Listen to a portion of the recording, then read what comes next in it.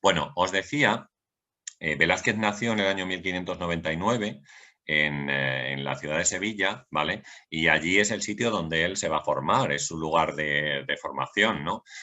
Como ocurría en la Edad Media, vamos, aunque estemos aquí en época barroca, pero es una cosa que pervive de la Edad Media, pues había diferentes gremios, uno de ellos pues sería el gremio de pintores, dentro del cual pues tiene que entrar Velázquez. O sea, Velázquez lo que hace es que firma un contrato, ¿sabéis? Con uno de los maestros pintores que había en Sevilla, en este caso con el maestro Francisco Pacheco, que será el maestro de Velázquez.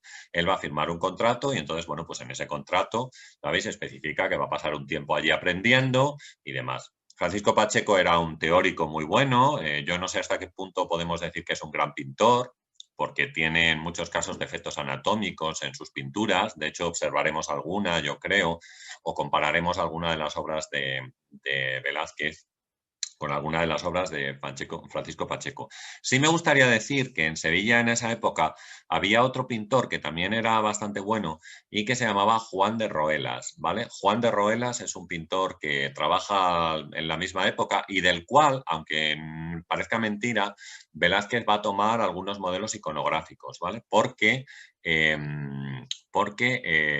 bueno, pues para algunos temas, por ejemplo, el tema de cómo la Virgen es enseñada a leer por Santa Ana, lo toma de Juan de Roelas y no de su maestro, ya que Velázquez en esta primera época pintará un cuadro, ¿no?, de Santa Ana enseñando a leer a la Virgen, que no está en el PowerPoint, pero bueno, yo os lo digo porque pese a que pues este artista era bastante bueno, ya os digo, o sea, Francisco Pacheco, pues para enseñar a Velázquez estaba bien, pero había otros maestros en la ciudad y bueno, pues Velázquez se decantó yo creo un poco por este. Además, luego como sabemos, Velázquez se casó con la hija de su maestro, ¿sabéis? Es decir, se casó con Juana Pacheco, que era la hija de Francisco Pacheco, se casó muy joven además, pero bueno, en esa época es una cosa muy normal, y esto le va a ayudar porque Francisco Pacheco es la persona que le pone en contacto con la corte, de manera que Velázquez puede ir a trabajar en la corte, pues en la corte de Madrid, ¿no? Y ya quedarse allí de por vida, de por vida. Esta que tenemos aquí es una de las primeras obras de Velázquez, que se llama La mulata, no sé si la conocéis, es una obra, decirme si conocéis estas obras o no.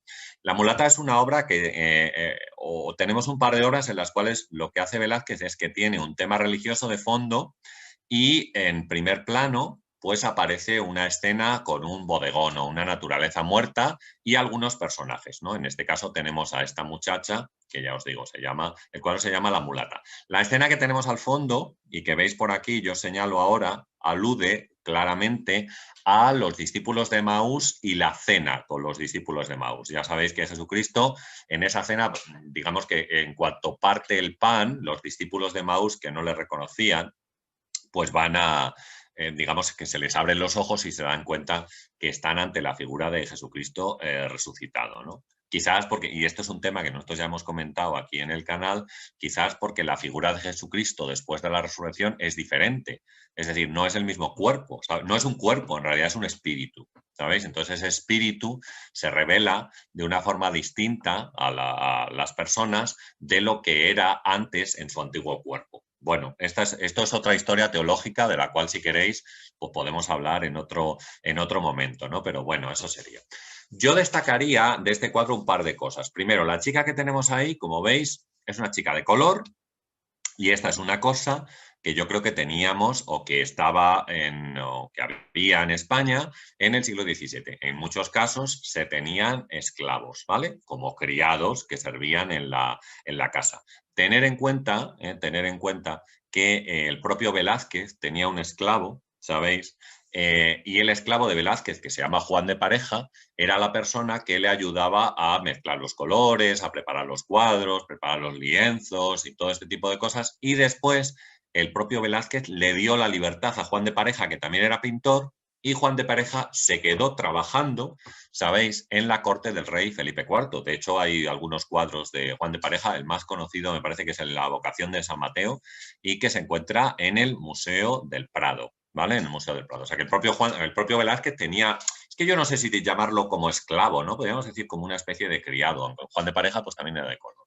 ¿sabéis? O sea, que eso sería. O sea, que yo creo que primera cosa, esta muchacha es una de las criadas que está atendiendo la mesa del fondo, donde estarían pues tanto los discípulos como la figura de Jesucristo.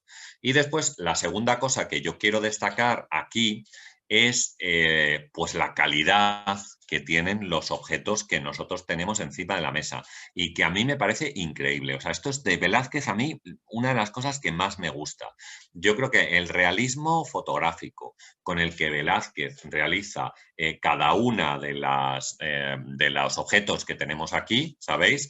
Platos, jarras, vasos. Fijaros en estos objetos metálicos, ¿no? Y, por ejemplo, cómo él ahí es capaz de conseguir este tipo de brillos. Yo creo que muy despacio, porque una de las cosas que tiene Velázquez, y el otro día hablábamos de las meninas un poco, es que al principio de su vida Velázquez pinta con un gran detallismo, es decir, va, digamos que poco a poco, ahí despacito, para obtener los brillos, ¿sabéis?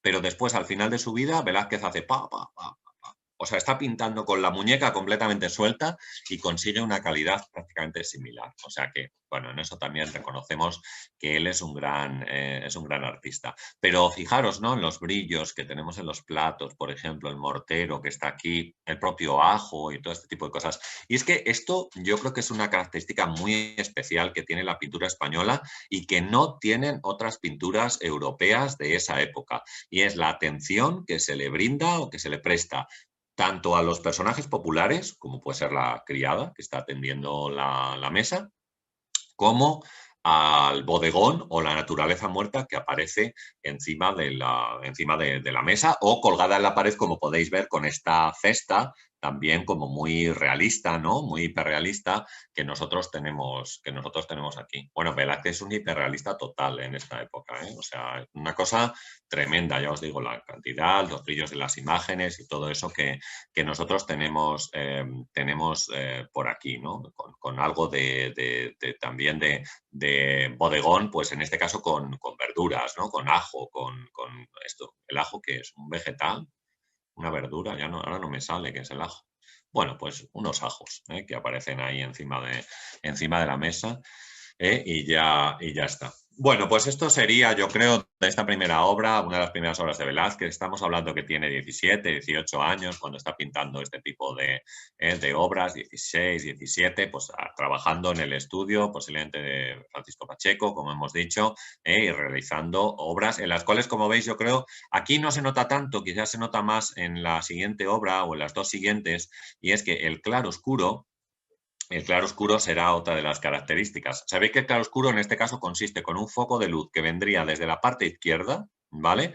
Apuntando hacia una zona del cuadro, ¿vale? Y otra zona, otras partes del cuadro quedarían oscurecidas.